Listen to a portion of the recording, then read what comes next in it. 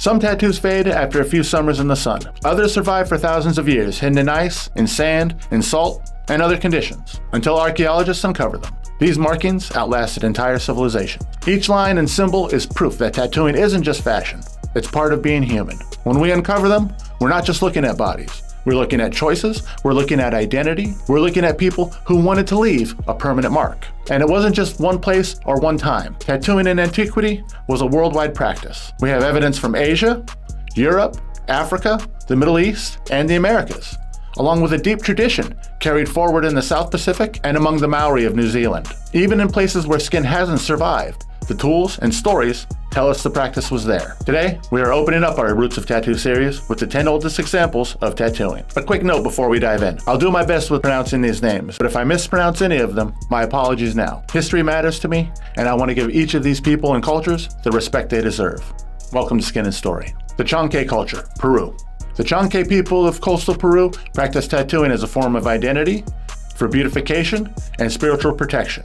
Their tattoos, revealed through advanced imaging, show geometric shapes like diamonds and vines running along their forearms. Even when the ink fades from view, it's still there. Tattoos are made to last. Chinchorro culture, Chile and Peru. The Chinchorro created the world's earliest mummies, but they also tattooed the living.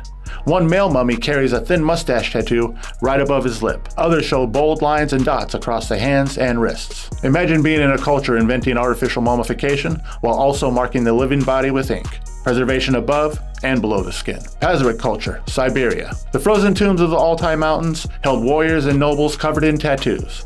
Stylized deer, griffins, and swirling vines snake across the preserved arms and torsos. These designs were identity, status, and myth all in one. The same way we wear tattoos today. The Scythian Ice Maiden. The Ice Maiden was buried with ceremonial goods and tattoos on her arms and her fingers. Her designs matched the Pazyryk style, mythic animals rendered in sweeping black ink. She carried her mythology on her skin, tattoos as living storybooks, just like today. Tarim Basin peoples, Western China. In the deserts of Xinjiang, tall red-headed mummies were uncovered with tattoos on their hands and their arms. The grid and checkerboard patterns may have been for identity or for medicine. The tools change, the styles change, but impulse doesn't. People everywhere find a way to mark themselves. Catacomb culture, Eastern Europe. This Bronze Age steppe culture didn't leave us dramatic full-body tattoos, but archaeologists found pigment traces on skull fragments. Combined with grave goods, they suggest snake tattoos linked to protection or to ritual. Sometimes the story is faint, but it still matters. These marks prove tattooing reached deep into the steppes 3,000 years before the Christian era. Nubian tattooed woman, Sudan.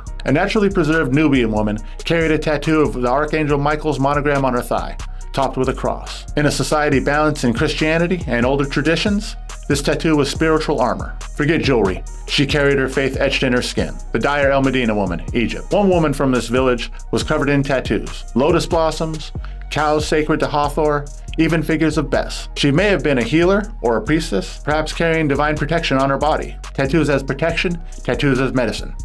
Some things don't change. Gebelein man and woman, Egypt. Over 5,000 years ago, two mummies from Gebelein revealed the world's oldest figurative tattoos. Gebelein man's arm shows a bull and a Barbary sheep, both symbols of strength. Gebelein woman's shoulder carries four S-shaped motifs. Invisible for centuries, these reappeared under infrared imaging. Two people, marked for life, still telling their stories millennia later. Ötzi the Iceman, the Alps. Discovered in 1991, Ötzi is Europe's oldest tattooed mummy. His body carries over 60 tattoos. Simple lines and crosses running along joints and on the spine. They match worn-out spots in his skeleton, suggesting they were therapeutic. These tattoos were made by rubbing soot into the cuts, but these tattoos still lasted 5 millennia. Pain, ritual, survival. The reasons haven't changed. Only the tools have. Tattooing in antiquity wasn't limited to a handful of mummies. It was global. From Europe to Africa, from Asia to the Americas, from the Middle East to the South Pacific. Tattooing has always been a way to decorate, a way to heal, a way to protect, and a way to express identity. The Maori and South Pacific traditions remind us of something the mummies can't. Tattooing isn't just a frozen past, it's a living lineage. Some traditions never broke. Times change, but this doesn't. We've decorated ourselves as long as we've been human. Across time, across culture, tattooing connects us all. The legacy of traditional tattooing lives in our skin and in our story. Thanks for being here.